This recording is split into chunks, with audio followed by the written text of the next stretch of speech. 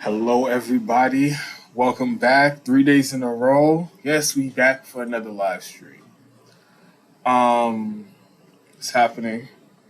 I see we have some of the usual suspects in the chat. Uh, Arturo, the Debate Me channel. I didn't get a chance to go through my Twitter DMs. I saw that you did message me though. I didn't get a chance to respond. I've been busy, but today would be my last day streaming, so I'll definitely get back to you tomorrow. Emblem Fate, I see you in the chat. Uh, Jody Okafat, see you in the chat. What's up? Yes, I did notice you weren't in the stream yesterday, so glad you're here today. Um, all right, so we have some. DOG says 3 days in a row. Yes, 3 days in a row we here. Um, I would go a fourth day, but a little light on funds for the hotel rooms and all. So I'm gonna take a couple of days off before I live stream again. So this will be last live stream for a couple of days, and that was the reason why I ended up changing the stories that I was going to cover today, because while I was preparing for the live stream a couple hours ago, Jimmy Dore was live. So I just like put his live stream on. I had it playing, and he showed a video on his live stream that honestly is just nothing short of extremely disturbing. That's the best way I could describe that video. That's actually the title of this live stream. Exxon executive. Uh, he's either an executive or one of the highest level peoples in management. When I was doing my own research, I was getting some conflicting information, but either way, he was the top lobbyist at ExxonMobil, the top lobbyist. And a journalist from the UK, I believe, what I believe it's Channel 4 News, got him on tape saying some extraordinary things. So that's going to be the first video or the first segment we do in this live stream. And I'm also planning on talking about Stephen Donziger's sentencing, because he was just sentenced, I believe, a week or two ago in this sham trial that's been going on. So I'll be talking about that too, because that relates to some of the things I have to say, a lot of the things I have to say about the first segment, which is the title of this live stream. So I'm gonna be talking about those two stories. I may or may not get to another one. We'll see what happens. I'm gonna wait for a couple more people to get into the live stream before I start. Only at 14 viewers right now. Let me see. Let me read some of the live chats. Arturo says Exxon is dirty. They owe my dad money from the Exxon Valdez. Emblem Fate says all this talk in the media is BS until they talk about the biggest cause of global warming, which is the U.S. military. I can't take some of these activists seriously. Yeah, the U.S. military is the biggest polluter on the planet. So there is no a serious talk about doing anything to avert the climate apocalypse if you're not also talking about imperialism and the war machine and the military industrial complex that are driving it and profiting heavily from the pollution. I guess you could try to go the Elizabeth Warren route, like how she did. She had her green imperialism plan for climate when she was running for in her embarrassing run in the Democratic primary last year. I guess you could do that, but that is clearly unserious. That is unserious shit. Uh,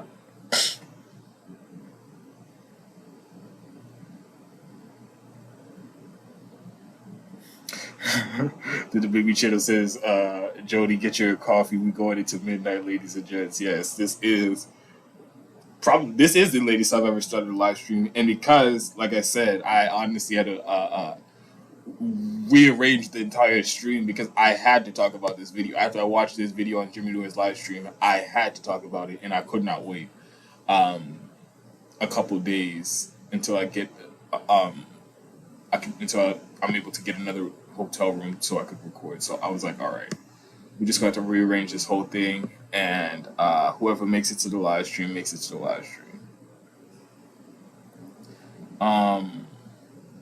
I'm going to get started. Only about 30. Okay, yeah. I'm just gonna get started, and because we've been live for 13 minutes already, so I'm gonna get started, and with the first story. If you guys could actually share the live stream, that'd be greatly appreciated. Share it wherever you are on the interwebs. Damn, I wish I had my cloth with me. Facebook, Instagram, Reddit, Twitter, all over the place. Share it where you share it. Send a text message. Call your mama, see if she's still up. Let some people know where we at on the stream. Because, like I said, this was an extremely disturbing video that I had to show you all tonight.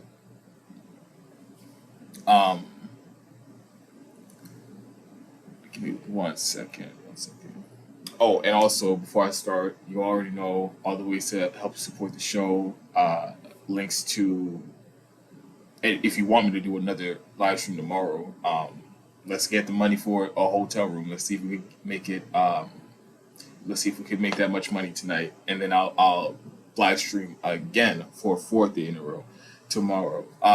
But if you want to help support the show, there are links to PayPal if you want to do a one-time contribution. There's links to Streamlabs is actually the first link in the description box to this video. If you go to Streamlabs, you can send a tip with a comment, and it will pop up on screen, and I'll read it, respond to it. Also, there's links to Patreon, links to GoFundMe. GoFundMe is for so I can have a place to record, permanent place to record. So links to that are in the description box. There's also a link to Cash App. And that link to Cash App is also, that it's supposed to be pinned in the live chat, which is what I'm going to do right now before I start this, before I get into the first segment. So just give me 1 second and I will clear this up.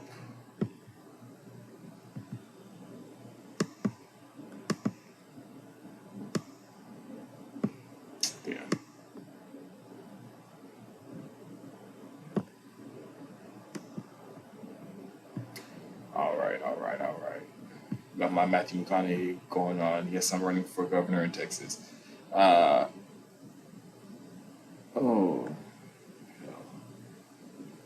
give me 1 second. Okay, I already got a $5 donation on PayPal from George Irwin, or George E, as you all know him in the chat. I guess I shouldn't have just said that, but thanks for the great shows this week. Thank you so much. I caught you. I think you were in at least one other live stream. So thank you for the $5 donation on PayPal, and I don't believe this is the first time you donated to help support the show. So I greatly appreciate that. You always contributing whatever you can. I greatly appreciate that. Give me 1 second, and I'm gonna just get the link, that last link, into the live chat, and then we can get started.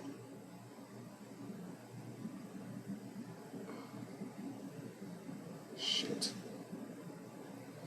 Like I always say, baby, we doing it live. Just a one-man band here. Technical support, the comment reader, on-air talent, the behind-the-scenes producer. I'm doing it all, baby. We doing it all over here. Give me 1 second. We almost where we're supposed to be. Almost there. All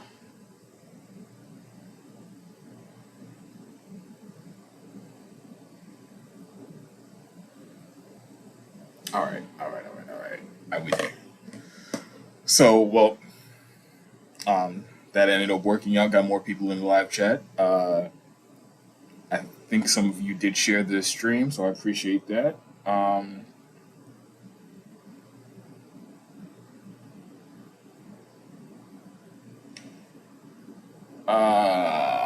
all right, let's get into this first one.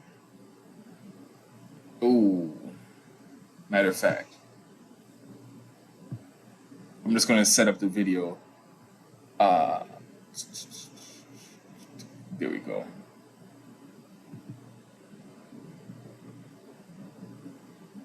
All right. So,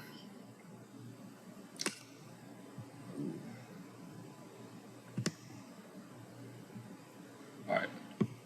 So, a couple months ago, I think it was about 3 months ago, there was a reporter from based in the UK, or from the UK, I believe, uh, uh, and he works for Channel 4 News, and he did some amazing investigative reporting, I should say. And so what he did was he contacted an executive or somebody who was in top management at ExxonMobil. He's literally the top lobbyist at Exxon. He was. He contacted him. He pretended like he was a headhunter. He pretended like he was like offering him a new job in the field. And so he got him to sit down for an interview, and so it was basically him. He didn't think he was speaking to a reporter. He thought he was speaking to somebody in the industry who was looking to hire like a Exxon lobbyist. So he was very honest about his work at Exxon and what they've done. Give me 1 second. Yeah, all right. So yeah, he was very honest about the work that he's been doing at Exxon, and he's been working at Exxon since 2014. And so the like I said, what he said in this interview was it was damning, and honestly, it will radicalize anybody who cares about the climate and the literal climate apocalypse we're living through right now. This will radicalize anybody. So I'm going to play the first video. I broke it down into 3 different clips so I can react to some of the different points and in order. All right, so I'm going to play the first one here, and I'll come back and break it down.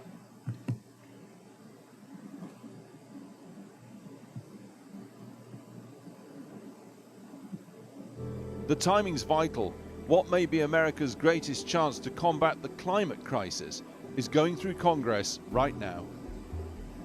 The video connection is set up. It's time to go to work. Hi, good to see you. How are you? Moments later, Mr. McCoy will become one of the first ever executives to claim that ExxonMobil has aggressively fought climate science using front organizations to maximize shareholder profit. Did we aggressively fight against some of the science? Yes. Did we join some of these shadow groups to work against some of the early efforts? Yes, that's true. But there's nothing illegal about that. We were looking out for our investments. We were looking out for our shareholders.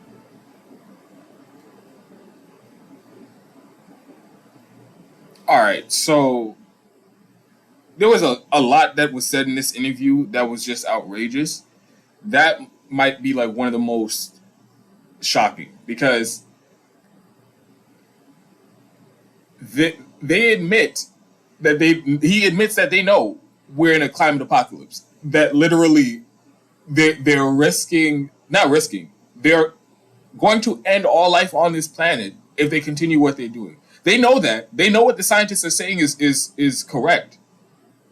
They know that. They know it's not like crazy, hyperbolic, over dramatic, whatever people try to use to dismiss all the research that's points to how serious this emergency is.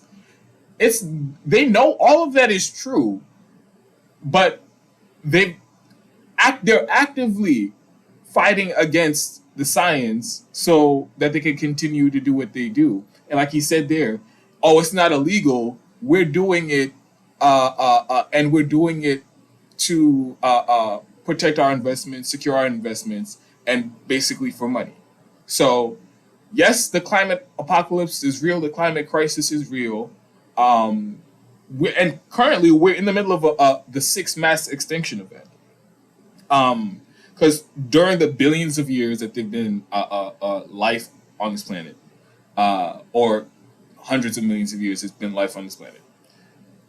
There've been previous to this, there have been 5 other episodes where huge percentage of the living population on this planet was being wiped out. The last major mass extinction event was the when the dinosaurs went extinct, and almost all life on the planet went extinct at that time. And we are currently in the sixth mass extinction event because of the climate apocalypse and because of the rampant pollution.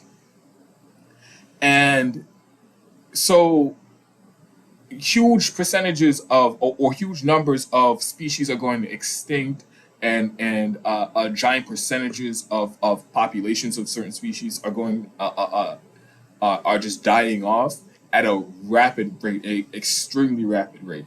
And of course, this is on top of the weather emergencies that are going on, the out of control wildfires, the historic storms that are been forming in oceans around the world, the flooding, the sea level rises, the all of these things, all these weather emergencies that are killing thousands of people around the world, and ruining the lives of many more people. All of these weather events are happening. They know it's true, and they're still, even as the window to address this, to avert literal apocalyptic conditions on this planet is closing. They are still hell bent on fighting the necessary change to prevent all of the entire human race and life on this planet from going extinct. They refuse to allow us to do what's necessary to avert that, just so that they can continue to make money polluting the planet. So this is I mean, it's not information that we didn't already know. Of course we knew that they know what they're doing is destroying the planet. Of course they know that. But it's still different, and it's still incredibly shocking to hear somebody at one of these high level positions at one of these the corporations that are at the center of the climate crisis. It's still shocking to hear them just so flippantly and casually admit that they're playing a role in the extinction of the human race, not just the human race, but all life on this planet. And so it really, you have to, and this is something, a theoretical exercise or philosophical exercise that I want everybody to keep in mind during this entire segment. We know, so like I already said many times over already, we know how serious this is. We know this is an emergency, and we know in our lifetime there's a good chance, if we don't do anything immediately, we're going to be living in apocalyptic conditions during our lifetime, at some point in our lifetime. Many people that are around my age and younger, and definitely people who haven't been born yet. And like he said there, everything they're doing is legal. The pollution and the destruction of the planet, and them actively working against any solutions to solve the problem, and bribing politicians and rigging the political system so that they can continue doing what they're doing. He says it's all legal, right? And so then the question here is, all of these laws are technically made up. They're not real. And they've been made up by corrupt ass politicians serving their own self-interest. And that's going to be exposed further on when I play you the next video. So these are just made up laws made by corrupt politicians serving their own self-interest. But we're supposed to respect the law so much so that we aren't allowed to do, like, we aren't allowed to take the necessary steps to literally protect all life on this planet, such as destroying pipelines, for example, or obstructing the building of pipelines, or whatever it is. We're not allowed to do any of those things because they're technically illegal. But everything that they're doing to destroy the planet is legal. So, again, the question is, are we going to let these fictions, these made up laws, handcuff us and prevent us from literally stopping the climate apocalypse? Because that's really the question that we're left with here. Because the politicians aren't going to do anything about it. And again, I'm going to show you in this video, they're definitely not going to do anything about this. The people responsible for the pollution, they, again, have no intention of changing course. And we have like less than 10 years to literally avert apocalyptic conditions during our lifetime. And are we going to literally allow these laws crafted by corrupt politicians to we're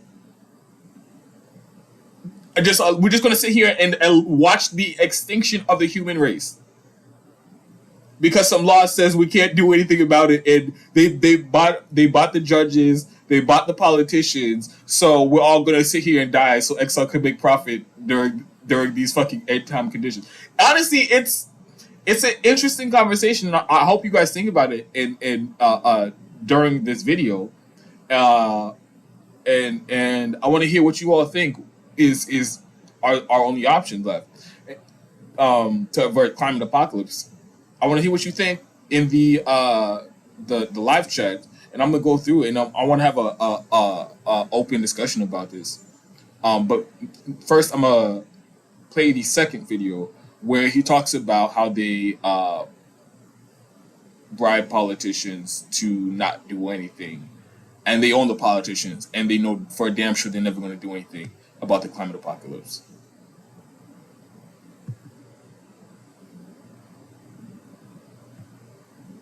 All right, so give me 1 second.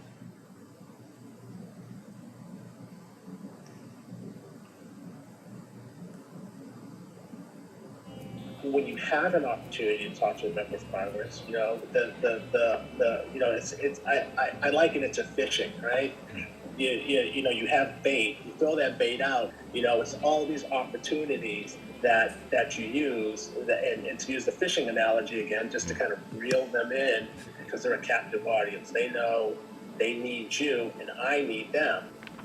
Senators pressed to do Exxon's bidding behind closed doors. You want to be able to go to the chief. Yeah. And so the chief knows you, that you can go to the chief and say, look, we've got this issue. We need Congressman so-and-so to be able to introduce this bill. We need him to make a floor statement. We need him to send a letter. Yeah. You name it. We've asked for everything. So who are the fish?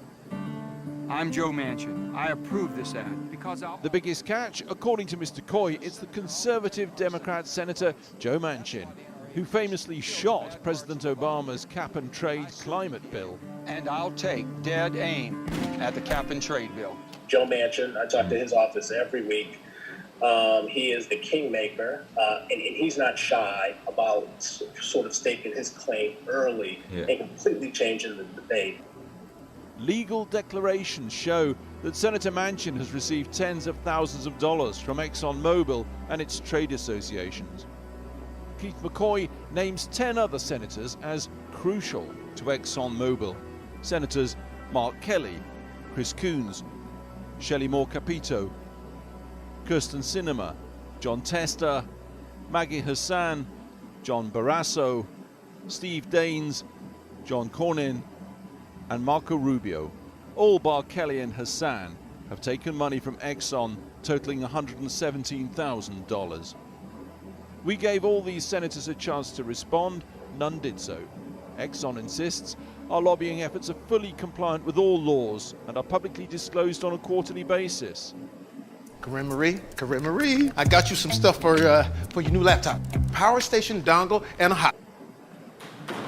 Nonetheless, a degree of secrecy appears to be key. The last thing Exxon seems to want is open accountability, facing Congress in public. We don't want it to be us to have these conversations, especially in a hearing. It's getting our associations to step in and have those conversations and answer those tough questions and be the for lack of a better term, the whipping boy for some of these members of Congress. So he says they hide behind trade bodies to avoid public scrutiny on the Hill. Our CEO was invited to a hearing from a member of Congress who we know is just going to rip him to shreds when he goes there. The main thing that they're looking at is just to get ExxonMobil in front of a congressional hearing so they can rip us apart. Big oil, big power, big pressure. The route from the K Street lobbyist offices to Capitol Hill is very well trodden. From the street to the Hill, we can now reveal the current ExxonMobil battleground and strategy. It's big, yes. It's bold, yes. And we can get it done. Just last week, as America continues to suffer heat waves described as apocalyptic and linked to the current climate crisis, President Biden fought to get Congress to pass his $2 trillion showpiece law linking jobs and infrastructure to massive spending to combat climate change. On Capitol Hill, though, Exxon was also fighting to strip out spending on climate. Forget that, it lobbied. Stick to roads and bridges. So that's a completely different conversation. When you start to stick to roads and bridges, and instead of a $2 trillion bill, it's an $800 billion bill. If you lower that threshold, you stick to highways and bridges, then a lot of the negative stuff starts to come out. Why would you put in something on emissions reductions on climate change to oil refineries in a highway bill? So, and people say, yeah, that doesn't make any sense. So then you get to the germaneness and say that shouldn't be in this bill. Sure enough, last week Biden's behemoth bill evaporated. A new law may be agreed, but major green initiatives are gone. Coincidence? Or the big oil effect? Nothing illegal, just oiling the wheels of power.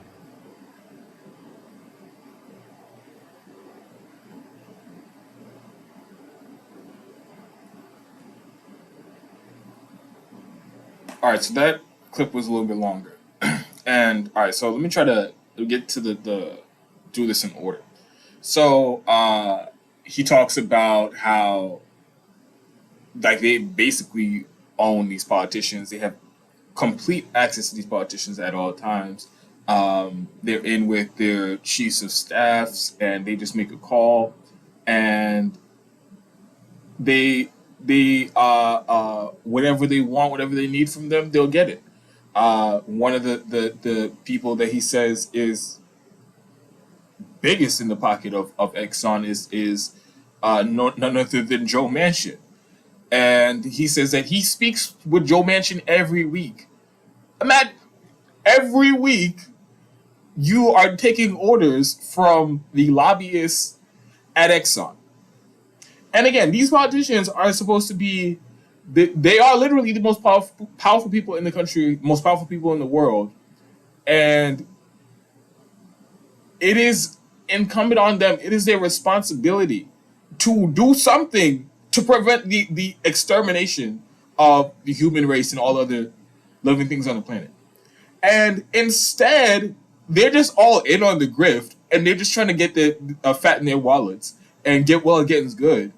And they aren't doing anything to address the climate apocalypse. In fact, they're making it worse so that they can continue the gravy train.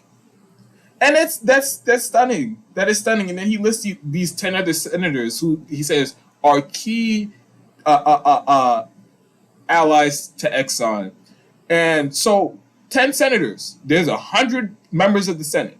So one corporation, one giant polluting corporation, has 10% of the Senate in their fucking pocket. And people think we're going to vote our way out of this, right? It's crazy. And then he talks about, then they get into how this has affected the stimulus bill. So this video was recorded, actually. It was published 3 months ago. And it's funny that I'm just seeing this because just yesterday, they announced that they're going to cave to Joe Manchin. Oh, who could have ever guessed?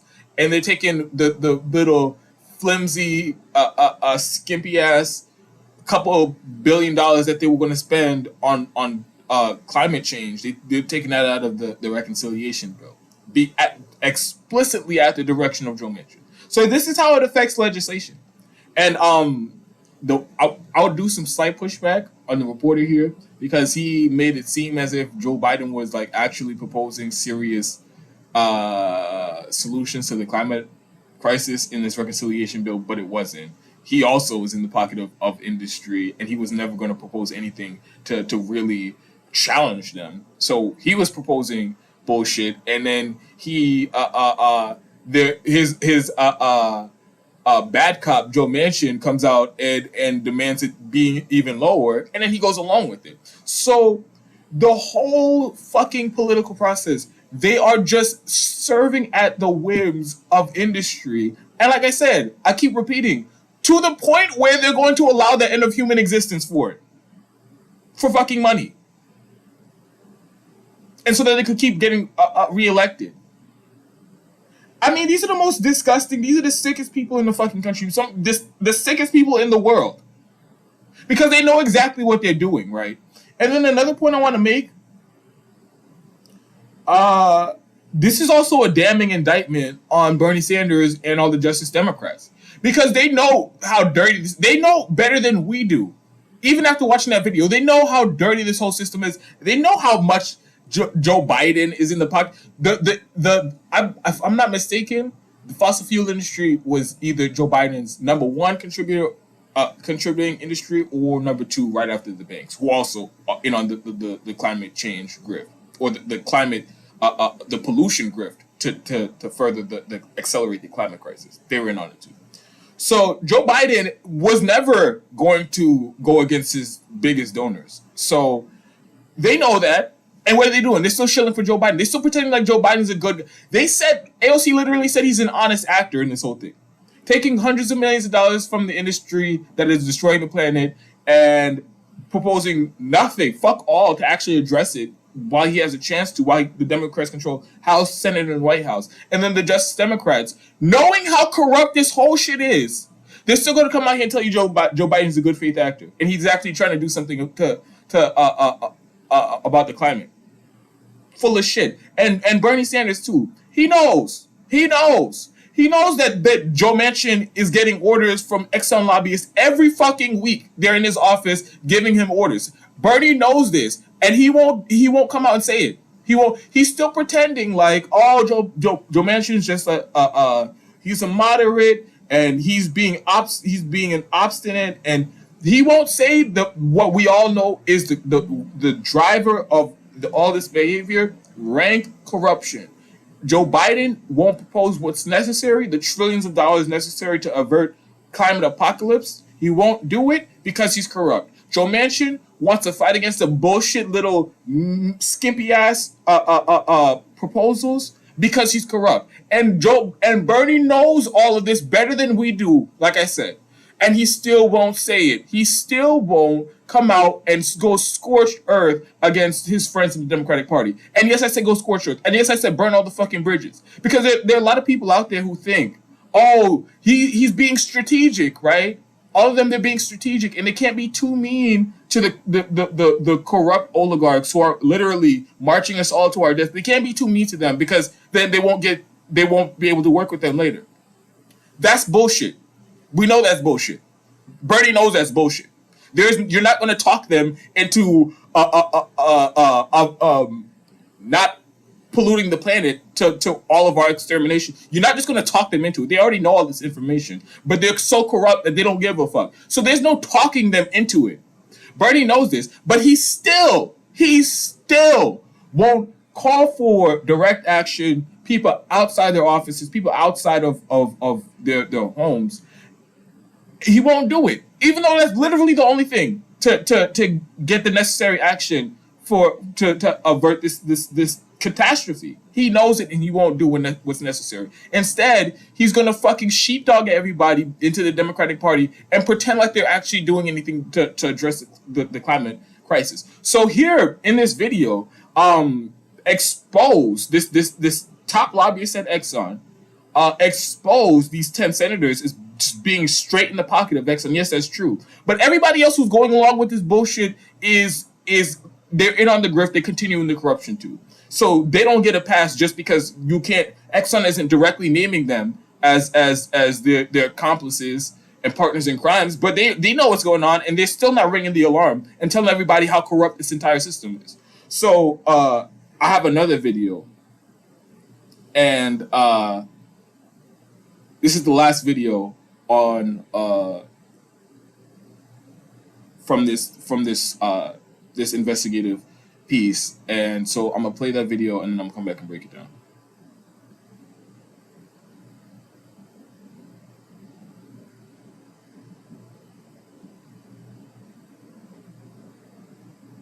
Give me 1 second.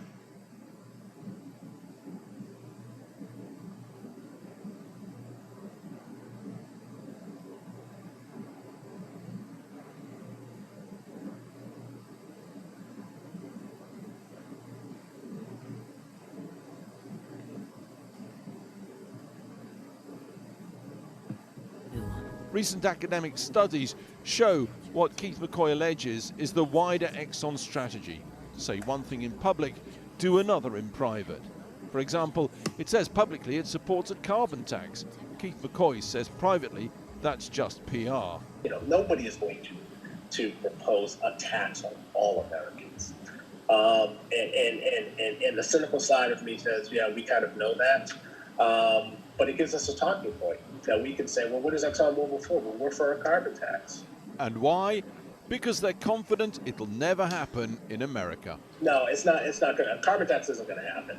And the bottom line is it's going to take political courage, political will in order to get something done. And that doesn't exist in politics. It just doesn't.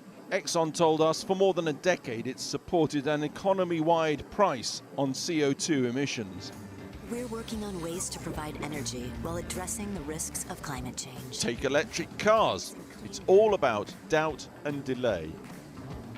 You're not going to be able to just switch to battery-operated vehicles or wind for your electricity. And just having that conversation around why that's not possible in the next 10 years is critically important to the work that we do.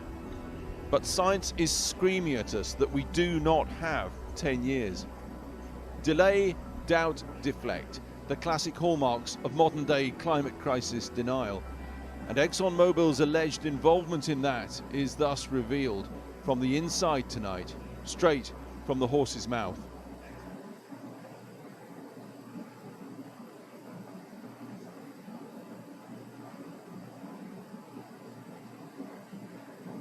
All right, so another damning indictment on Exxon. So we all know that they're full of shit when they come out with all those statements. Oh yeah, we want to improve and we want to help.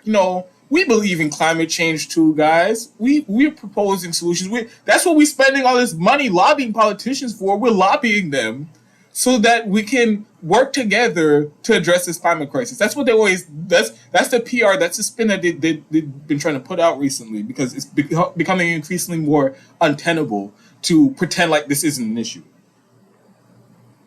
And he's talking about, they propose this carbon tax. They know damn well it's never going to pass, but they when they ask, hey, you guys know you're going to destroy the planet, right? They're like, yeah, of course, bro. We're not denying. We're not climate change deniers over here. We're proposing solutions to carbon tax. So they go out there, make all this PR campaign so that they can, again, try to appear less like the evil fucking comic book villains that they are. But in reality, they know it's not going to go anywhere. And then they also talk about how part of what they do is a lot of misdirection and try to make it seem like the solutions that are presented by climate activists are these just unrealistic, they can't happen, not in this time frame, maybe a couple decades later. And that's part of the strategy to kick the can down the road, muddy the waters, and avoid taking these conversations, these policy proposals seriously long enough so that they can continue to destroy the planet. And of course, this insidious, nefarious as it gets, gaslighting and all that stuff. But what it also reminded me of when I heard him talk about how they want to like obfuscate around electric cars, it can't happen in 10 years and all those things like that. That kind of reminded me of, and this is slightly different, so I'm not going to say they're exactly the same, but this kind of reminds me of all of the people who claim to support Medicare for all, but are saying, it can't happen for 10 years. It can't happen for 15 years or 20 years, whatever. You are helping industry, in that case, the healthcare industry, you're helping them by already coming out and saying, Medicare for all sounds good, but it's not going to happen. Just like Hillary Clinton and her supporters used to do back in 2016, now there's a segment of the left who claims to support Medicare for all, also saying, I know genocidal proportions of the public are dying because of the abysmal for-profit health insurance system that we have in this country. I understand that. And boy, I want something to change. But in 10 years, Joe Biden is president. There's no way we're going to pass Medicare for all while he's president. So that's at least another 4-8 years just gone completely. And then by then, the Democrats might not have the House and the Senate. So you're going to have to wait another 5 years. So they're doing, like I said, doing the job of industry and taking the solutions that aren't even debatable at this point. They're 100% necessary and it cannot be avoided. And acknowledging them, but they're just going to keep kicking the can down the road. It can't happen now. It can't happen now. And like I said, it's not. They don't have the same intent as this fucking ghoul from Exxon, but it effectively is the same thing. Telling people, what needs to happen, it can't happen. Maybe 10 years, 20 years, 30 years from now, when untold amount of damage is continued to happen at the altar of capitalism and at the altar of profit, but maybe then we'll have a conversation about doing what's necessary. So that it kind of sounded the same to me. So again, the question that I asked earlier in the stream is, they know what they're doing. This is confirmation that they know they're bringing about the end of life on this planet. They know that. And they're still, at this late date, while the window's closing to do something about it, actively working against any solutions to the problem. They know that. They know that they bought the politicians. They know that they bought the judges. And they know that everything that they're doing is technically legal, right? And any possible response that we have left to avert the climate apocalypse, they have made sure, through those corrupt politicians and those corrupt judges, they've made sure that those avenues are considered illegal. So, like I said earlier, these laws are just completely made up. Completely made up. And what is real, and they're made up by corrupt politicians serving their own self-interest. But what is real are the lives that exist on this planet. What is real is the survival of the human race. That is real. Those are real, tangible things. Your life and the life of your family and your living conditions directly impacted by climate change. Those things are real. So is it the moral thing? Is it the just thing that we respect these corrupt laws that will undoubtedly lead to the end of the human civilization? Do we Is it the good thing? Is it the moral thing? Is it the just thing to follow those laws to our death? Or is it time that we move outside the law and do what they say is illegal, which is obstructing the building of these pipelines and damaging these pipelines so that they're no longer operational? So it is a legitimate a question that I propose to you all. I'm not suggesting anything. I'm just this is literally the state that we're in right now, and this is the question that we should all be pondering. So I'm just interested in seeing what other people think about this.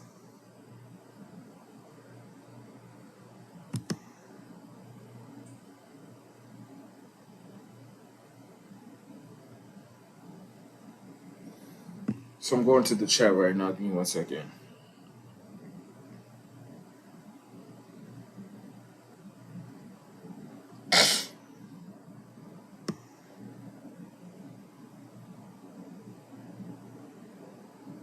Death Leopard says they knew since the 70s that they needed to curb CO2 emissions to zero by the 90s to not have any serious repercussions, but opted to keep that info from the public. Yeah, there have been also a bunch of revelations over the decades about how much they've known, when they've known, and all this stuff. But it is always just like memos that have been leaked or emails that have been published or things like that. But to have one of the literally the top lobbyists on camera talking about how they know they're destroying the planet and how they know they got these politicians in their pockets so that they can continue to destroy the planet, and everything that they're doing is legal. Like I said, it's a shocking thing, and even though we kind of knew how vile these people are, that is don't become numb to how outrageous that video was.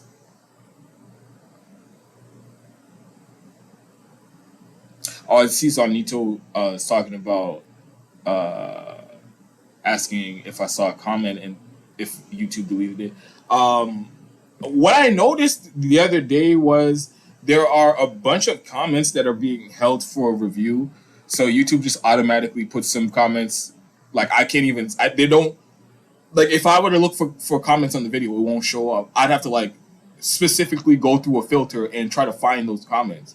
And I noticed that there were a bunch of comments there from like regulars to the show. So that most likely is probably what happened. If you don't have, like, if you posted something and you don't see it on the channel, I don't think I've ever deleted a comment ever. So actually, I've never deleted a comment.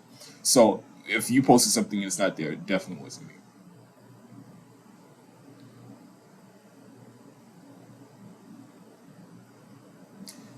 Unknown Space Pioneer says there are people like this in every industry. Yeah, that's true.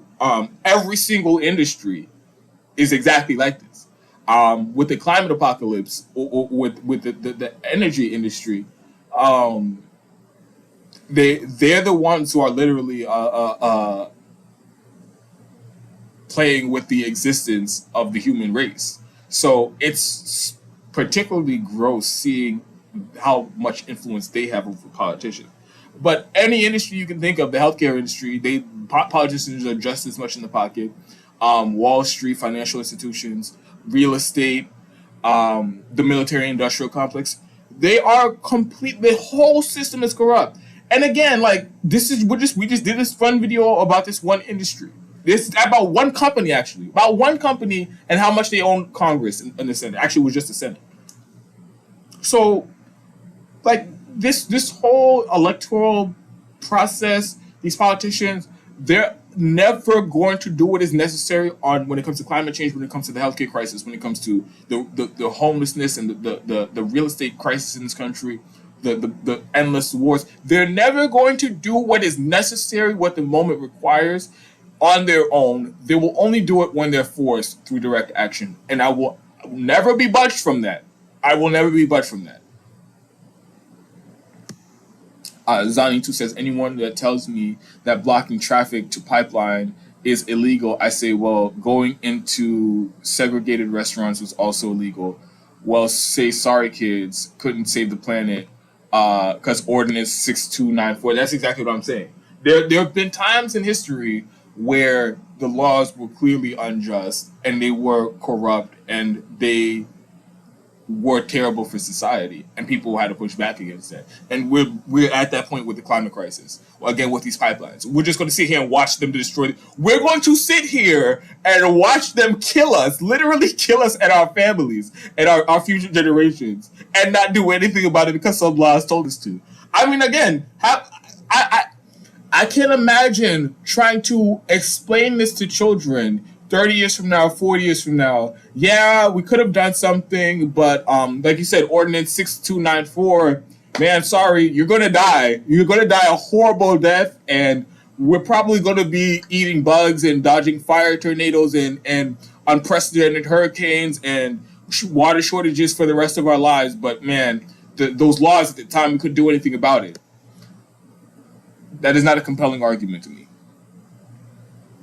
Arturo says, of course, big oil owns politicians. That's why ASRC and Exxon fund Dan Sullivan and Lisa Murkowski. Jody Okafor says, the whole system is corrupted. There is no way to change anything but a revolution of the people. Zanito says, oh my God, Jamie Foxx is in on it. I think that was from when there was an ad that played in the middle of the video I showed you, because I just took I screen recorded the video from YouTube, and I forgot to cut that part out, so there was like a 5-second ad that played with Jamie Foxx in there. I think that's what you're talking about. DOG says, unapologetic, I spam Door, Jackson, and many others this before, but check Shadow Ban Refugee and Frank analysis on the infrastructure bill. This new segment seems to be giving Biden a huge pass. Are you talking about my segment was giving Biden a pass? Because I don't think I was giving Biden a pass. You talking about Franco from Frank Analysis. If you could clear that up in the chat. Jody also says, this video shows how much big money and corporations make policy. Us plebs are just here to make the elites more rich. That's what they're acting like.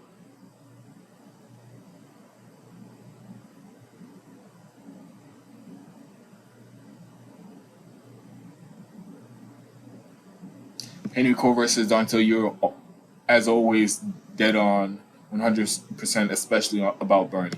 Yeah, his fucking sellout ass. He knows how corrupt this whole thing is. And the fact that he still thinks that these are all his good friends, his good friend Joe Biden. Oh, he literally said Joe Biden isn't corrupt. He didn't just say Joe Biden isn't corrupt. He went out of the way to throw his own members of his campaign under the bus because they objectively pointed out the ways that Joe Biden's corrupt. And then Bernie went out of his way to shame them and leap to the defense of his good friend Joe Biden and say he's not corrupt. They know this. They fucking know this. And they're still pretending like we can just talk nicely to Democratic leadership and it's going to do something about this climate crisis. So all of them, they're all in their own form of climate denial because they're pretending like it's not as serious as it is. And they're pretending like the current trajectory and the status quo, it leaves any opportunity, any possibility that they're going to address this problem without radical change or without radical pressure from the outside.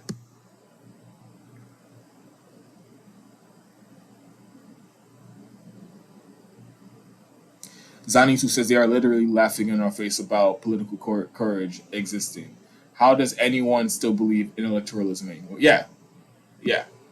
And I get that probably one of the biggest obstacles to getting people to see what we already know is that they just don't.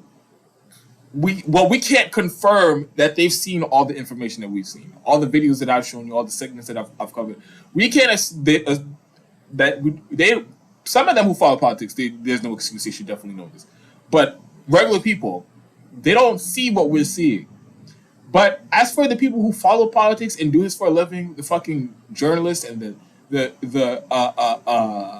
people in new media, it's getting harder and harder for me to think that they are just like cynically. They understand that electoralism isn't going to do anything, but they're just too lazy and not willing to really step outside of the duopoly and demand what's necessary. So they're just going to coast off of the status quo.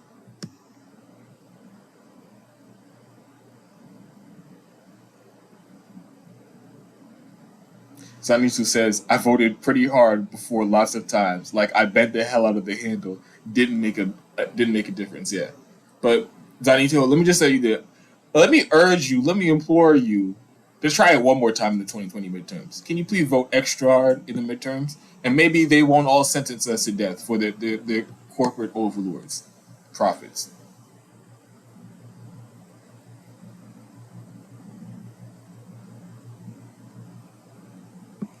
The Debate Me channel says mainstream media defending Dems. They don't have to listen to us since the voters will keep showing up. Yeah, yeah, and that's why I'm like really pushing back on anybody like trying to drag people into electoralism. People still defending electoralism. It is like that shit triggers me at this point because what are you doing? Again, to the people who follow politics. What are you doing? What are you doing every day? You come out and talk about politics every fucking day. You see how corrupt this whole shit is. You see how much voting for these politicians isn't going to change a fucking thing. And you see the multiple crises that are just compounding on top of each other. And you're still telling people to go out and vote. What the fuck is wrong with you?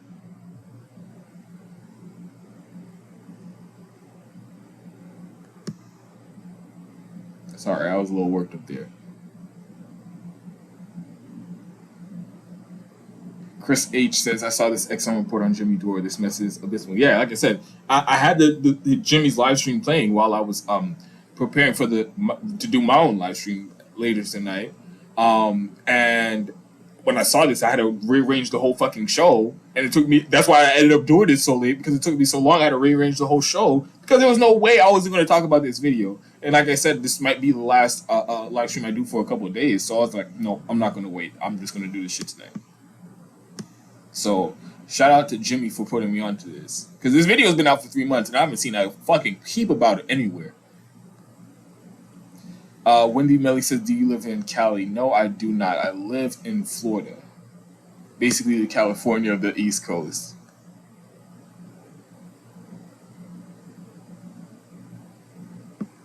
Jody Okafor says, yep, we won't do anything until our backs are to the wall. Americans are conditioned to just suck it up and keep moving. That is all true. I will just add, I feel like our backs up against the wall. We had, like I said, less than 10 years of cataclysmic, apocalyptic conditions in our lifetimes. So I say our backs up against the wall. I just think that the issue is people don't realize how much our backs against the wall. So do whatever you can to let people know. That's what I do this show. Let people know how serious the situation is.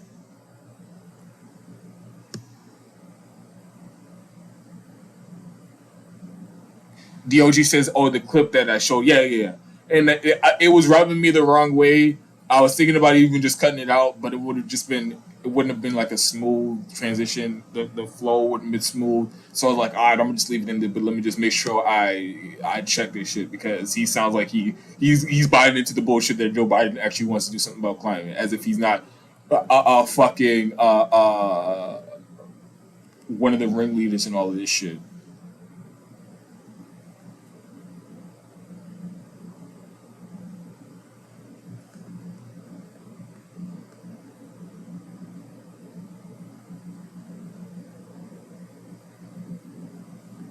Joy Duncan says, I don't believe Exxon has ever paid the penalties / cleanup of the massive Exxon Valdez, Alaska oil spill. They paid millions to fight it in court over the last 25 years. Yeah. And it's kind of related to so that's another thing. They have endless amounts of money, so they will keep challenging it in court, all hoping that the people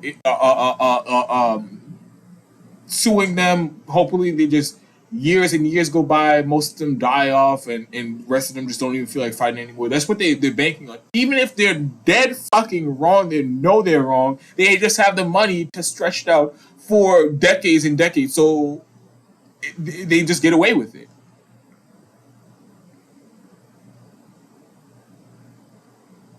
George E says, I've been voting for 41 years and it hasn't worked yet. But George, please, don't give up. Midterms are right around the corner. Do you want the Democrats to lose? Come out and vote, please.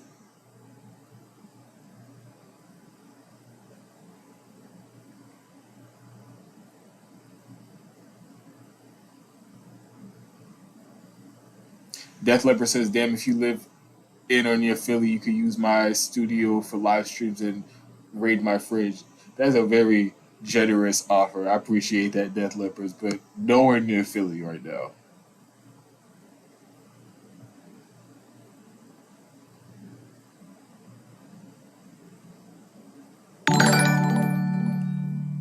Jody with the $20 tip. Hold up. Thanks for the live streams this week. Thank you so much for that donation. And everybody give Jody a shout out. She's been a huge supporter of the show lately. She's donated a couple different times, and I mean, it's I don't know. I'm kind of at a loss for words at how generous she's been lately. $20 tip through Streamlabs that just came in from Jody. Thank you so much, and I always appreciate you in the live streams, not just your donations. I always appreciate your comments. You always leave some great comments on the live stream. So everybody give a shout out to Jody, please. And while we're on that, there's also, if you want to leave a tip with a message, like Jody just did, the link to Streamlabs also is actually the first link in the description box of this video. So you can click that link, leave a tip donation through Streamlabs with a comment. It'll pop up on screen. I'll respond to it. Also, there's links to PayPal if you want to do a one-time contribution. I believe George E. did a donation through PayPal, a $5 donation through PayPal earlier in the stream. So if you want to do that, send a message. I'll also read that during the live stream. There's links to Patreon. Sign up and support the show monthly. $2 a month, $5 a month, $10 a month, however much you can help. Something that won't be any like burden to you, something you won't even notice.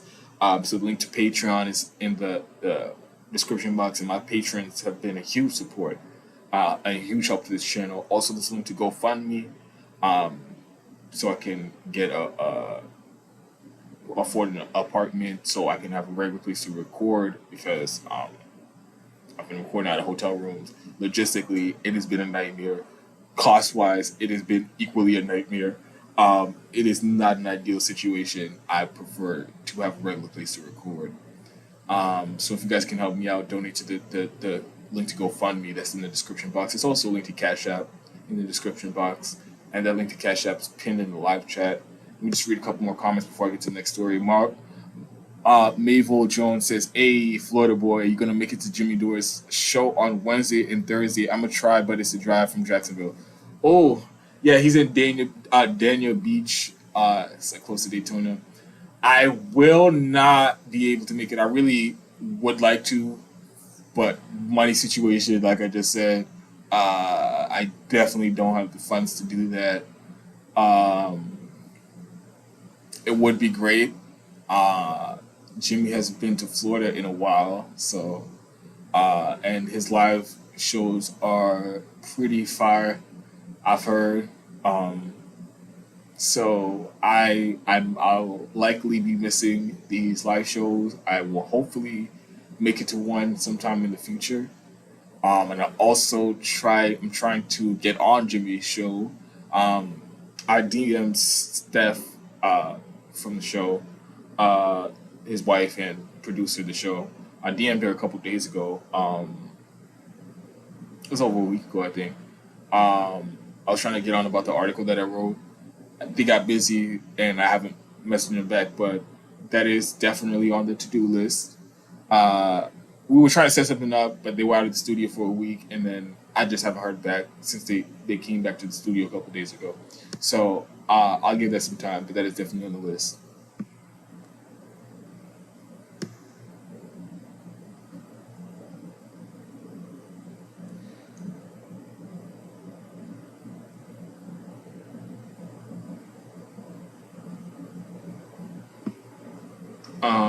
DOG says, but yeah, part of Shadow's coverage showed the infrastructure bill will allow our government to use right of way to seize or acquire tribal lands to build pipelines. Doesn't matter what AOC holds the line for. Okay, so DOG bringing up a great point, and I want to look more into the bills, but something that has gotten no attention from anybody in enough media. Another $5 tip from George E. Thank you so much. That's twice in the stream. Nothing like good weed and unapologetic live streams, baby. Smoke it up for me. Everybody smoke it up for me if you got it. Smoke it up if you got it. Yes, I do partake too myself. So I welcome the stoners, the weed smokers, all in the chat. I'll partake in a little drink too myself. But back to and again, thank you so much, George E. You also somebody who contributed to the show a couple times since over the last year, and I really appreciate that. But D's message about the provision in the bill that would allow them to acquire tribal lands. There are a bunch of horrible shit in this bill. And there has been absolutely it hasn't even been up for discussion about trying to remove those things from the bills. If you notice, all of those things have just been grandfathered in. So Joe Manchin could come in and tell people to take the whatever slightly not shitty parts of the bill, take them out, and throw his weight around. And the best that the Bernie can do, best Progressive can do, is say, no, Joe Manchin, we don't want to cut all those things, and they're ultimately going to do it. But there's absolutely no conversation about all the horrific shit that's in there, the privatization and the infrastructure bill and all those other the shit that propping up corporations and things like that. That's what a huge chunk of the money goes to anyway in this bill. So the bill on its face is terrible. And honestly, there's enough horrible shit in there that you should be objecting to it passing no matter what other scraps they try to throw in there for you. There's an argument to be made there. But that's not even part of the discussion. And I also thought that has been very weird this entire time. For months, all of this shady things has been in this bill, and there's been absolutely no pushback to remove them from anybody. And no mention of it from anybody in left-wing media either. So I appreciate that comment, DOG, because that's something I've been wanting to see for a little while.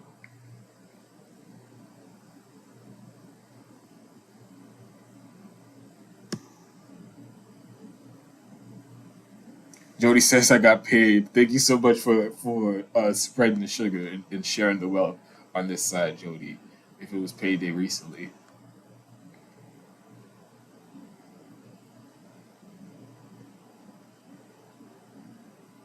Georgie, I was kind of trolling. I was kind of being sarcastic. I mean, I'm not telling anybody to come out and vote for this bullshit. So I'm damn sure ain't gonna wag my finger at anybody who says fuck this shit. I'm out and I'm not donating and I'm not voting for anybody. I'm definitely not shaming anybody that way. So if you took my sarcasm, I apologize. Don't go out and vote on my account.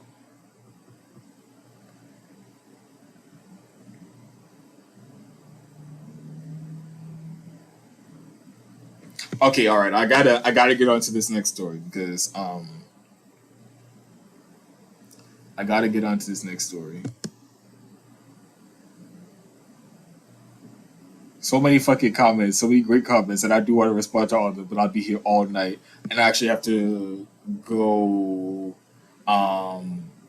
get something to eat, and it's already pretty late. So let me. Damn, there were so many good comments.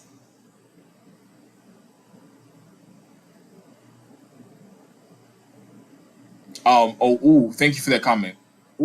Jody. Of course, there you go. Like always, with the great comments. Frank Analysis has been the only channel on YouTube I've seen talk about how bad this bill is. It's very scary. Yeah. I've seen Franco from Frank Analysis talk about some of the shitty provisions in this bill, and you're right. He is probably literally one of the only people highlighting some of the shitty parts of this bill. There's also something that I wanted to talk about. I'm probably not going to get to tonight about there's a provision that they're going to put in there to allow the IRS to monitor bank accounts that have more than $600 in there. And this is all what they claim to do is like some part of giant plan to crack down on the rich tax evaders. But you're gonna do it by monitoring bank accounts with $600 in there. Why not up it a little bit, huh? Why not up it to a number where you know for a fucking fact the regular people don't have that much money in their account? Like, I don't know, $10,000, $15,000, $20,000, $30,000, something like that. If you want to, $50,000, $80,000, something like that. Why don't you monitor those accounts and make sure those motherfuckers are paying their taxes? But when you're going to talk about doing it for people with $600 in your bank account, it sounds like you're going to sick the IRS on poor people, like you already do. But I'm gonna have to get into that another time because, like I said, I had to rearrange the show to show you that video from that Exxon lobbyist.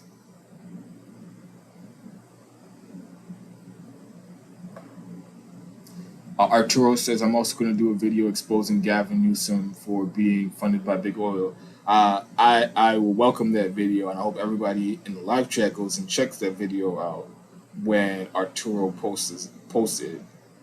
Because, yeah, Gavin Newsom's been fucking terrible, too. And again, the Democrats. Like, anybody pretending like the Democrats are any better on climate is a fucking fool. Gavin Newsom's been approving fracking permits left and fucking right, and all while running and pretending like he's going to do something about climate change. These guys are some sick motherfuckers, let me tell you. But I'm going to get to the next story. But first, let me just give a shout out to Joy Duncan, who just donated $30 to GoFundMe. Like I said, I need to GoFundMe so I could have a regular place to record so I can afford an apartment. So thank you so much, Joy Duncan, for that $30 donation on GoFundMe. So all the links to help support the show are in the description box. Cash App's also linked. It's pinned in the live chat. All right, so let me just real quick talk about this Stephen Donziger case, because it is outrageous and it very much ties into the story that we just covered with the bombshell admission from the former top lobbyist from Exxon, who got fired after that video was released. Where he admits that they know that they're leading us to climate apocalypse, but they aren't going to do anything to stop it. In fact, they're actively opposing any action to save the planet. So give me 1 second, actually, after.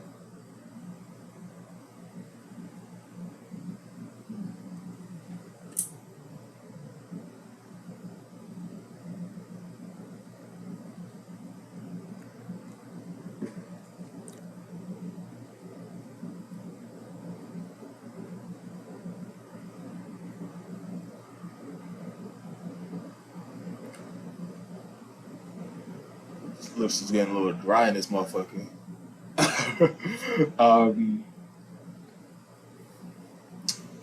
What was I saying? Oh, Stephen Donziger. So this ties into the Stephen Donziger case because this might be one of the most outrageous cases I've seen, and so Stephen Donziger was a human rights lawyer, an activist,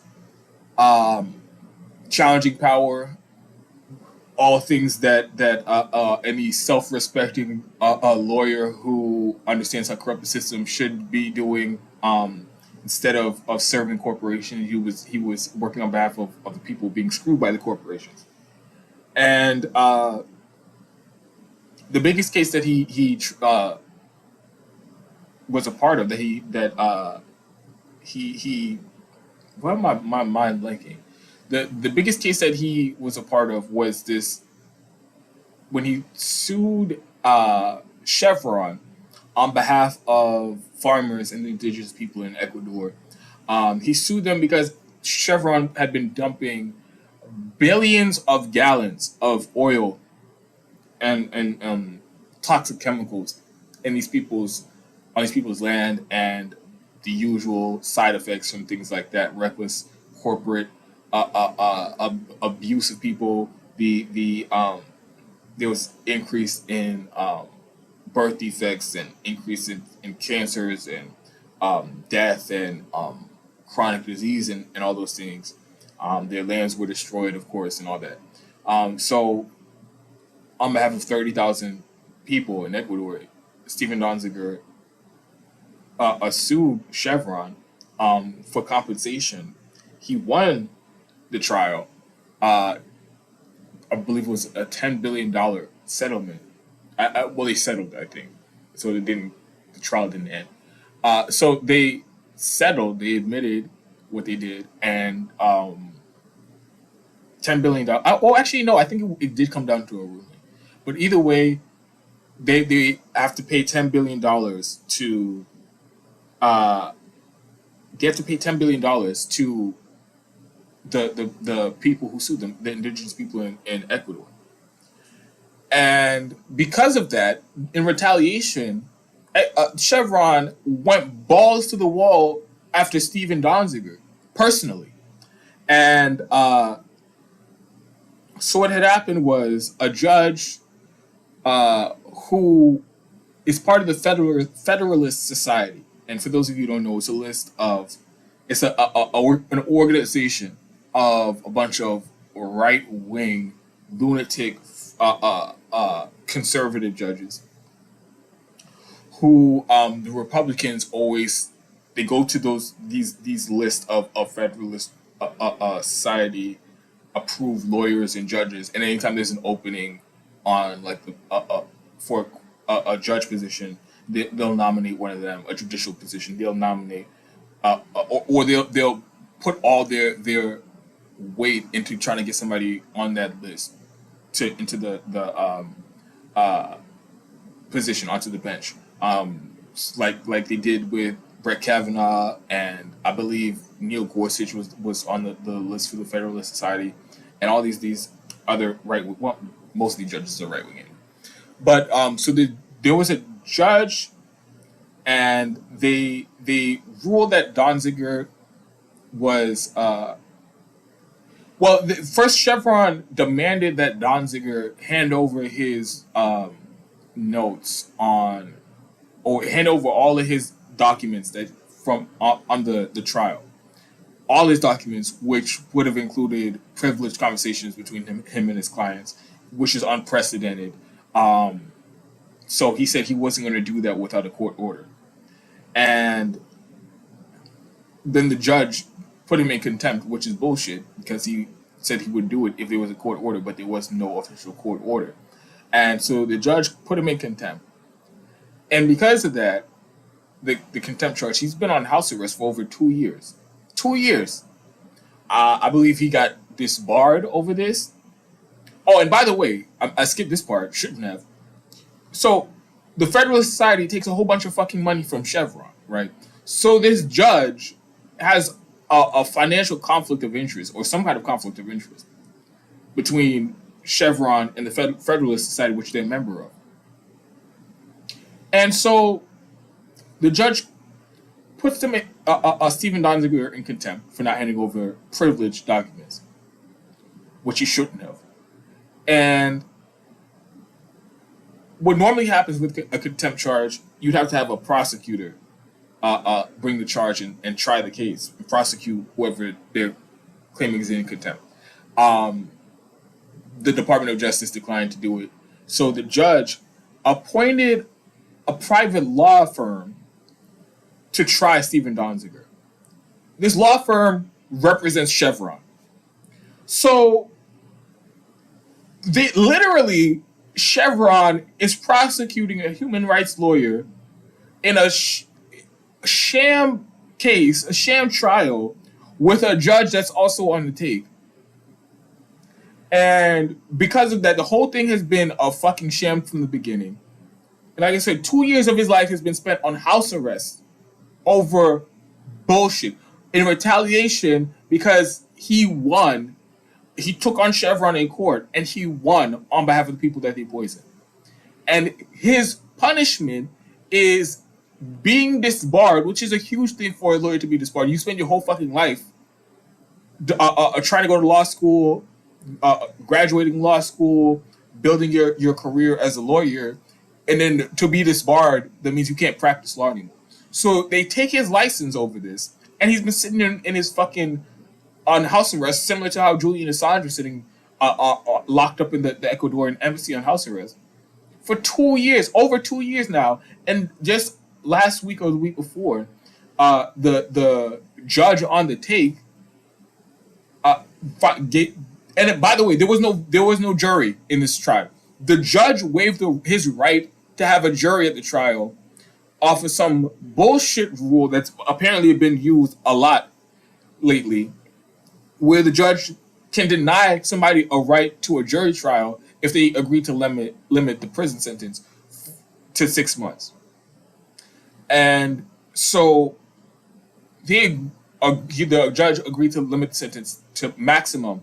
The sentence could be with 6 months and waive the jury trial. But Stephen wanted the jury trial because he knew it was bullshit, and he wanted somebody who wasn't on the take for Chevron to have to be able to intervene on this case on his behalf, and any jury presented with the evidence would have found him not guilty and released him.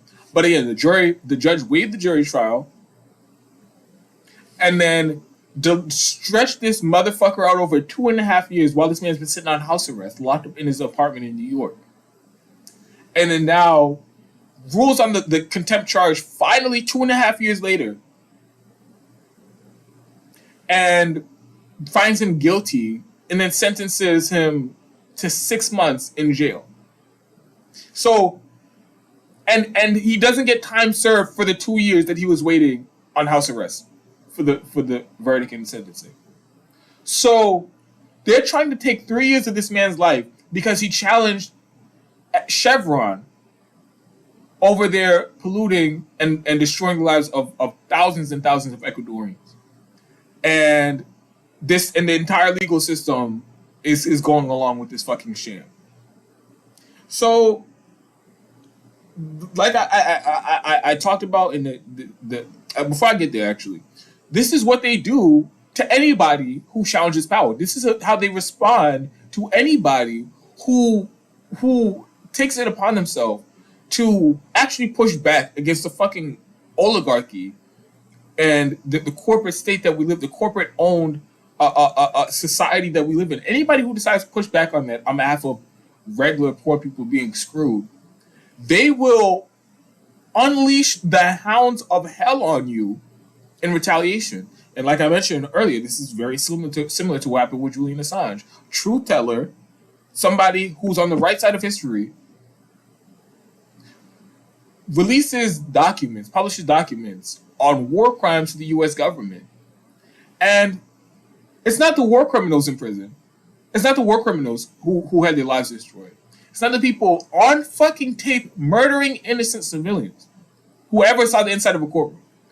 It's the journalist who published that information and let the public know what was going on, what the public had the right to know what was going on. That's the only person in prison. And in a couple of days, Julian Assange, there's going to be a hearing on the appeal for his extradition.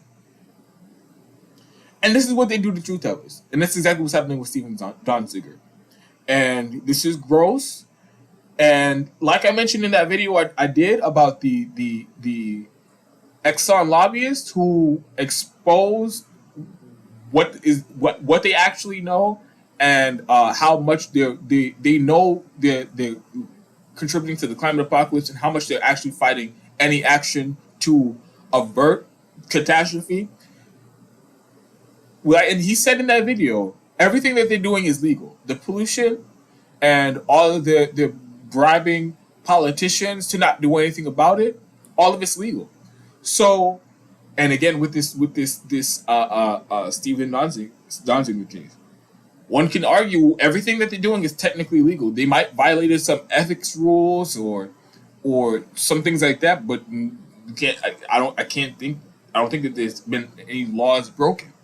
So again, these laws are completely made up by corrupt politicians, I might add, serving their own self-interest. And these laws are harming society, and they're harming the public, and completely unjust and indefensible. So, and again, back to the climate crisis. They'll tell us, oh, yeah, they're destroying the planet, but you got to go around. You got to follow the right protocols, and you got to challenge them in the correct ways, and you got to take them to court and all those things. Okay, you take them to court, and then you win, and then they do you like Steven Donziger. So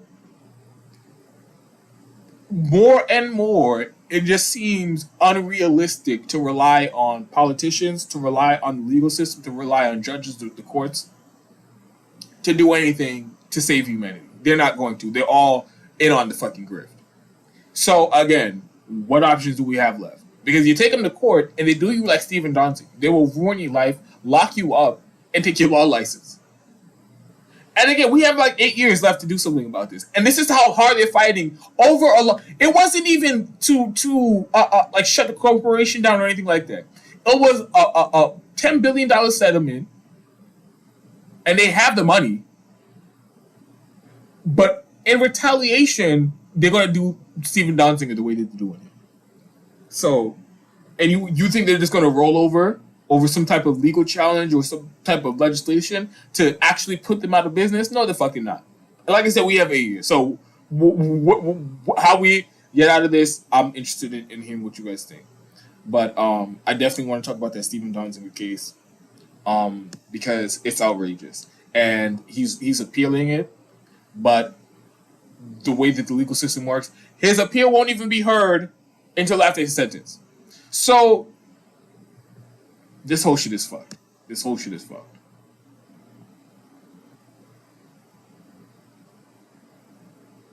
see what's happening in the live chat. DOG, oh yeah, you said, oh, glad you brought up this $600 payment monitoring. My friend got his entire PayPal shut down because they wanted extensive documents so that when his 600 rolls out, they can give it all up. Yeah, and I saw Jenna yelling, lying ass, talking about, oh no, trust me, this isn't to go after poor people. But again, why is the threshold so low if you're not using this to go after poor people? What multi-billionaire or multi-millionaire dodging taxes are you going to catch by monitoring accounts with $600 in them?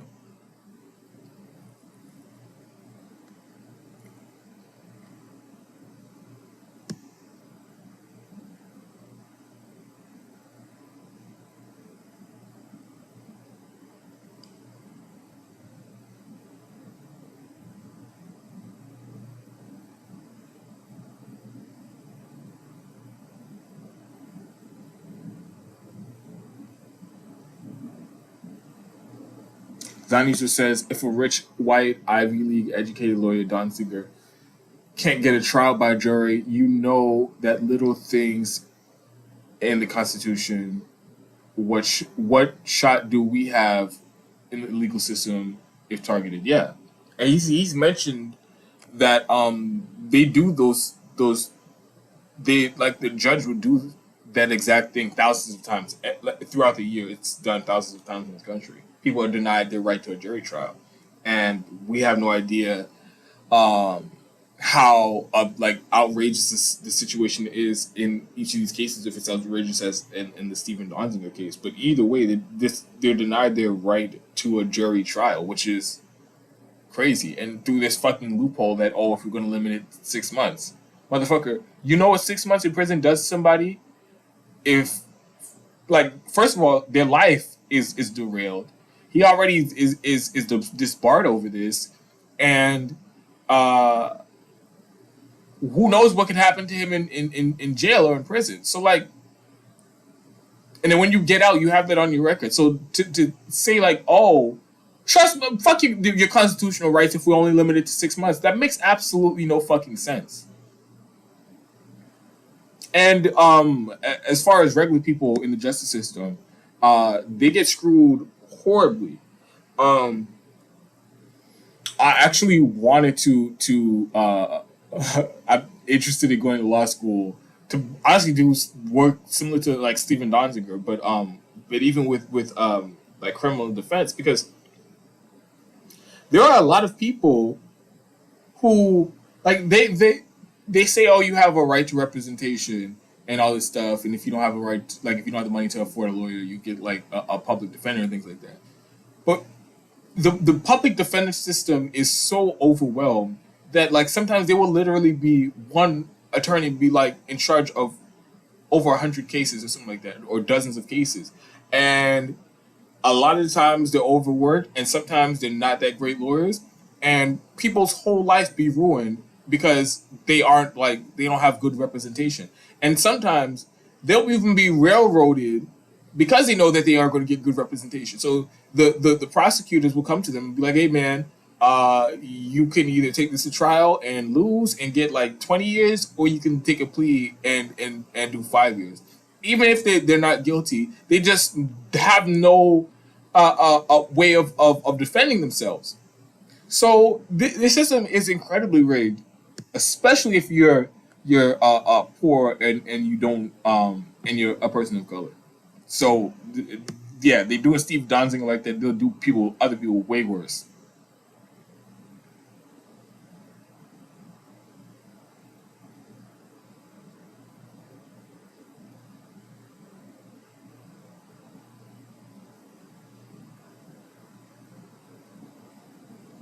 Oh, Lucky Burrito Art Music was adding in some information on Steven Donziger in the chat.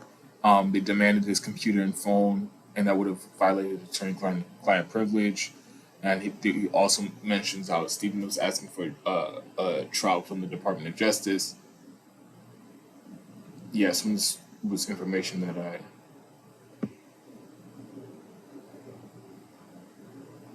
Science says if this case doesn't make it to the Supreme Court or for jury part alone, it shows how rotten the system is. Yeah. Oh, Lucky Burrito says, Netflix has a smear piece coming about Julian Assange. Oh my God. I saw the tweet about it. First of all, the tweet got ratioed into oblivion. But they're going to, and apparently it's supposed to come out like the day before or like during the week of the first hearings, the extradition appeal. So like this is literally a coordinated attempt to smear him, a man fighting for his life, because he's a journalist that exposed war crimes. And then Netflix is going to come out here and do a fucking, I'm assuming is a hit piece on him, because the title, I can't remember what the title was, but it was, I don't know, the words escape. It was not kind to Julian Assange, to say the least. For the shit that we know about him and his record and his past, that title was not kind to him, to say the least. So I could imagine the type of shit that is going on. And of course, Obama has a fucking huge role at Netflix. He's huge at Netflix now. He got that like $500 million deal, and he's like working with Netflix to produce shows and series and things like that. And there's a bunch of other people in the national security state. Susan Rice, who's Biden's national security advisor, she was just at Netflix. After she left the Obama administration, she was on the board of Netflix. So I'm sure it's whatever documentary they put out about Julian Assange will be fucking rotten and horrible. But I will watch it, and I will fucking come out and blast that shit whenever I do.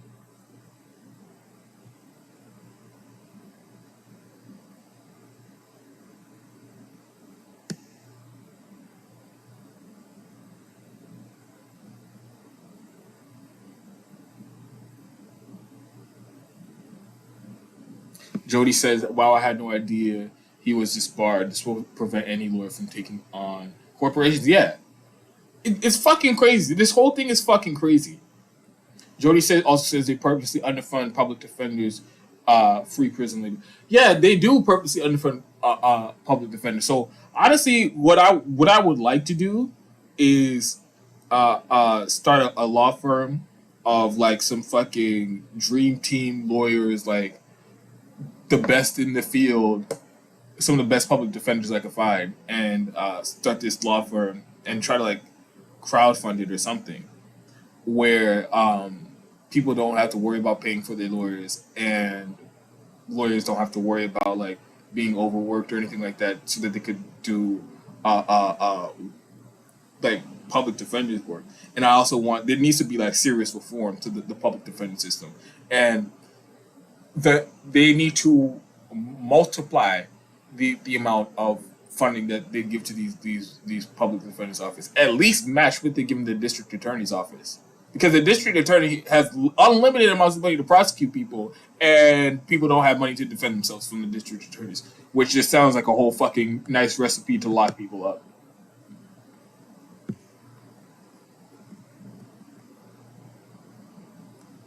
Diana Marie says, you'd make a great lawyer. Thank you for that.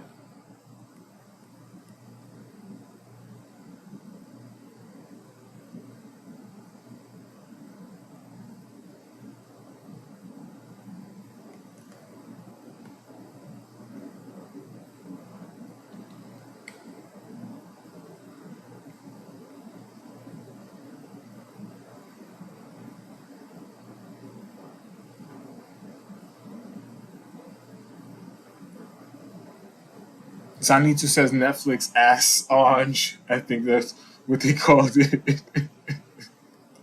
Probably some fucking stupid shit like that too. Honestly, I'm gonna just try to find it real quick because or at least the tweet because I don't know, something about it really triggered me and set me off. But I had no way to bitch about it too, so I kind of held it in. Let me see, Netflix Assange.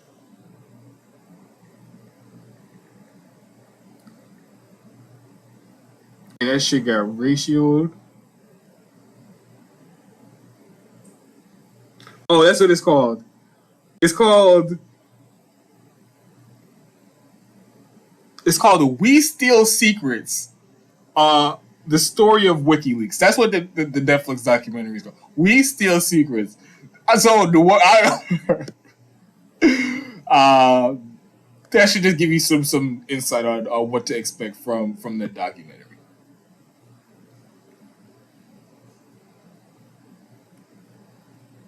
Jody says, "Until that would be awesome." I think you were talking about the law firm and like the idea of funding public defenders more.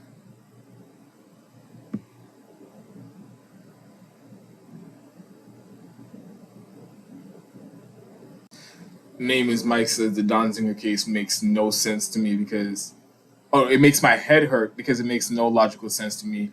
How is he on trial without the government prosecuting him? Yeah. So they waived the judge brought the contempt charge.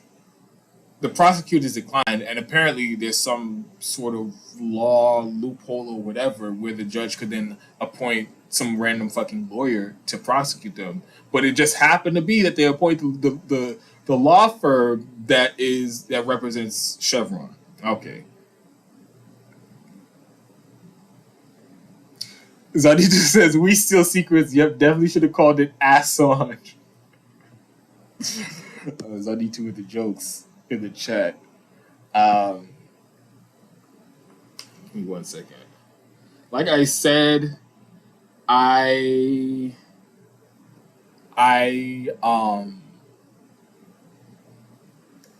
might not be recording tomorrow. Might not do a live stream tomorrow because I'd have to pay for a hotel room again.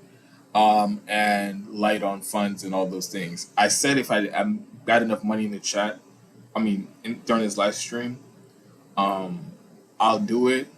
Let me see how much I got. I got 10 from George, 20 from Jody, so it's like 30. I'm not gonna touch the GoFundMe money. So I got $30 in the live stream. I'm gonna need like $40 to get the room for another night. But if I make it, if I don't, oh well. But if you want to help support the show, links are in the description box. Link to PayPal if you want to do a one-time contribution. The first link is actually a link to Streamlabs if you want to send a tip with a message that will pop up on screen that I'll respond to. Patreon, GoFundMe for an apartment so I have a regular place to record and live. All those in the description box. There's also a link to Cash App that's pinned in the live chat too. So I'm gonna give it a couple minutes. Anybody have anything, last words, last things to say? Because I have to be out of this room by 2 because I need to go do something. I need to get something to eat, and such. So any last words, comments? I'm really glad I did this live stream. I had to completely redo my fucking rearrange the live stream to talk about these stories instead of what I was going to do. But I thought these were really important, and I hope you guys appreciated them. I'll cut them up, publish them separately, and I'm going to do that with some of the other videos or other segments I did in live streams over the last 2 days. So look out for that. But I'm checking the chat right now. I'm not really seeing anybody say anything.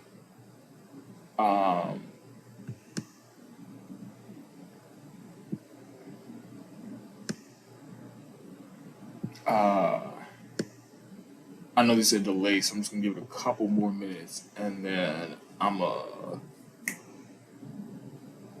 check out of this thing.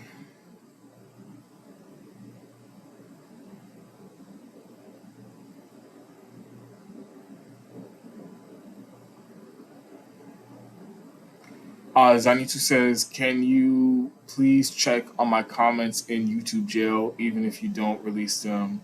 I think you'll find it funny." I'll see if I can find it. I'll publish them if I find it. So I'll do that. It's gonna be 40 more because I have to pay. Oh my god, let me tell you. They try to fuck you on the fees for these hotel rooms. So I'm finding a hotel room for like $30, right? Then I got to come up with service fee. Then I got to come up with security deposit. And it's like, god damn, like they really be taxing my ass for a fucking room. Even if I find like this is quite literally the cheapest hotel room I could find in the area, literally. And they still be trying to fuck you on the fees. But if I make it tonight, then I'll do the live stream. If I don't, it's fine. I'm gonna be back in a couple days. But it's just not in the budget to do it again tomorrow. Is all I'm saying. But give it like 2 more minutes, and then I'm gonna be off this live stream. Was there anything that you guys want me to talk about later on during this week whenever I do a live stream? Let me put it in the live chat while I'm waiting, because I'm gonna log off in like a minute. Any topics that you guys want me to talk about?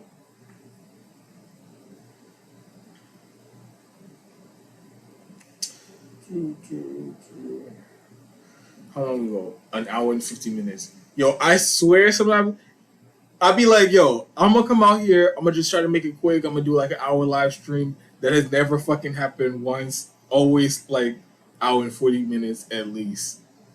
Most of the time is because I get caught up talking to you all, because I do love talking to you guys in the chat. And these live streams always end up going long as a motherfucker. So, I see Johnny to Emily in the chat. But I think I'm gonna just log off right now, because like I said, I gotta go get something to eat.